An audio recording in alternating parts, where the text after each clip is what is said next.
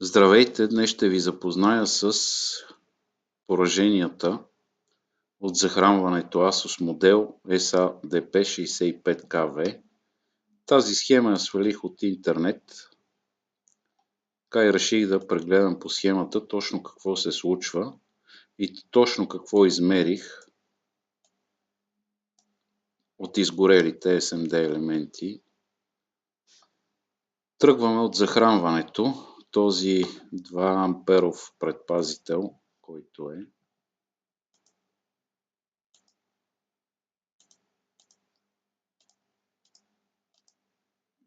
така.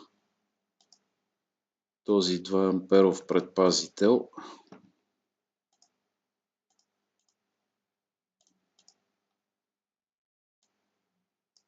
е изгорял.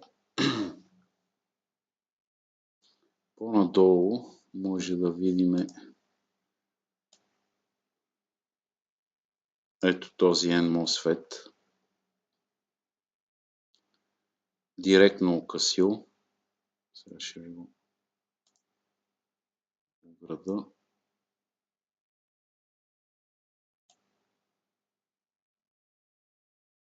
NMOSFET. Дава на късо, изобщо изгорял елемента.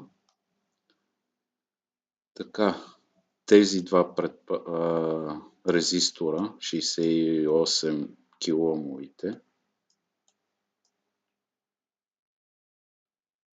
Друго нещо важно, направих замервания тук на този чип, но не установих да е имало късо между пиновете. Сега ще разгледаме и чипа, защото този чип дава сигнал точно на този NMOSFET на силовия транзистор. Така, тук другото, което видях е този транзистор беше отлепил и тази писта, която е. Съответно R25 680 кОм и той е изгорял, плюс този 330.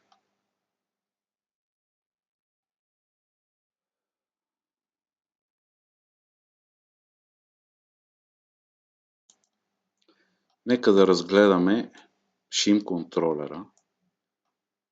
Чип, който е за управление DAP8H или шим контролер. Какви са му пиновете и каква му е ролята. Всъщност, първи, нека напишеме пиновете. Първи, втори, трети, четвърти е минус или маса. Осми пин е High Voltage или високия волтаж, който е точно този. Осми пин.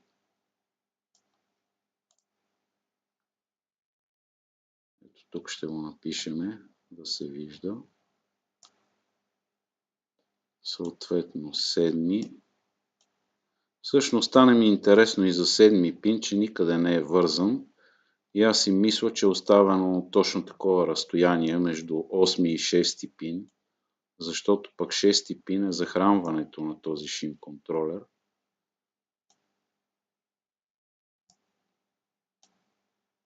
Което идва от бобината. Така, пети, така, втори.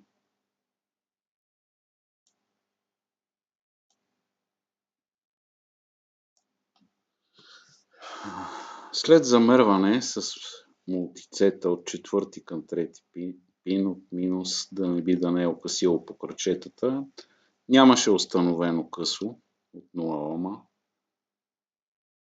Тук също така, но се предполага, че този, щом е изгорял NMOSFET-а, силовия транзистор, който се управлява от шим контролера от пети пин.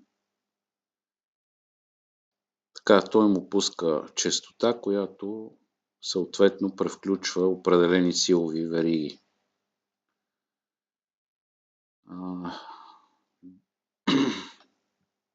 Нека разгледаме.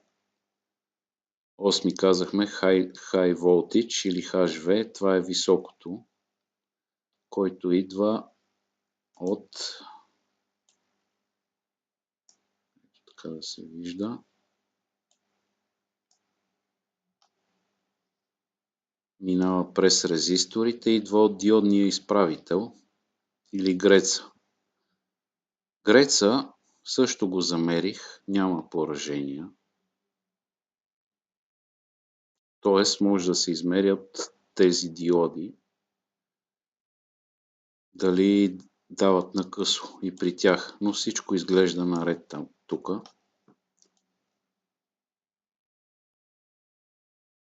Така, 8 пин казахме, че е високото. 7 пин, предполагам, че са оставили някакво разстояние, което да е между 6 пин. Това е захранването на шим контролера, който се захранва тук през бобината и отделните SMD елементи.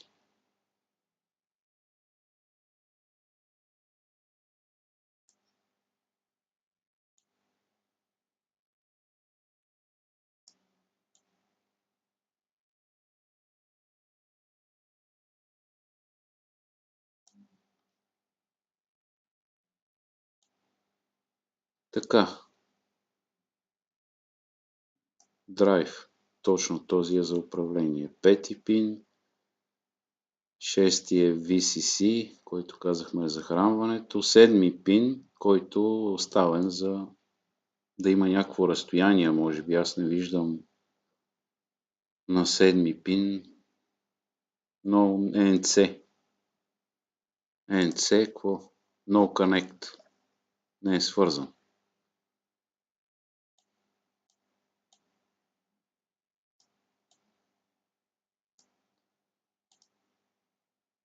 Така.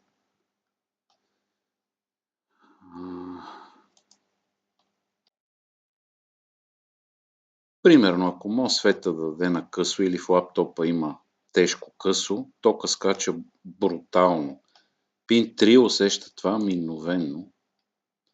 Значи това е current sense.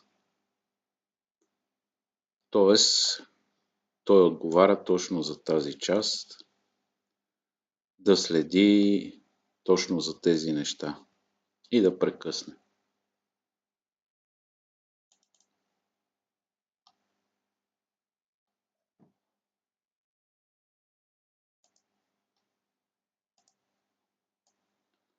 Така казахме current sense.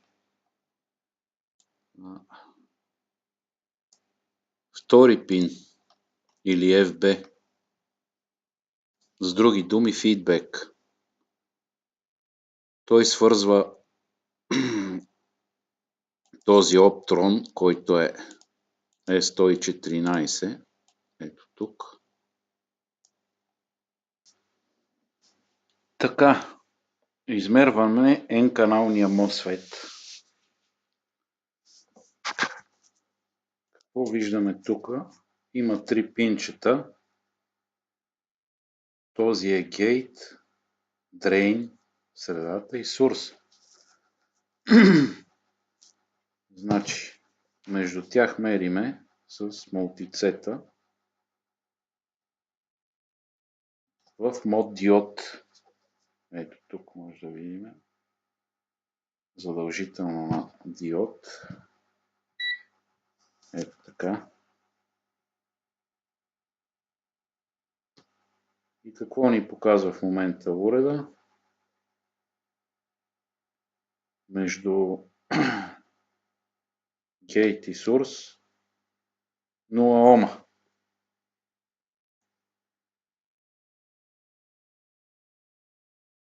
Между drain и gate 0 ома. Между drain и source пак 0 ома. Няма смисъл да обръщаме и сондите, защото си показва изцяло 0 ома.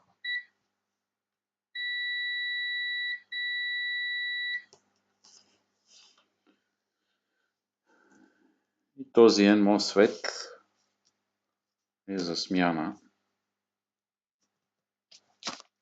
Как може да измерим диодния мост или греца? След малко ще видим по схемата, но пак на диод. Вътре какво има? 4 диода. Така, започваме измерването пак на режим диод. Мериме плюс и минус. Между плюс и минус. Така. 0,510, ако завъртиме сондите, да видим какво ще покаже. Показва безкрайност.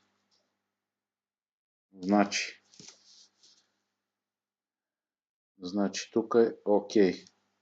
Я да видим между вътрешните. 0,510. Ако разменим сондите, трябва да покаже безкрайност. Да, ОЛ. Безкрайно. Значи този диоден мост е окей. От замерването няма никакви проблеми.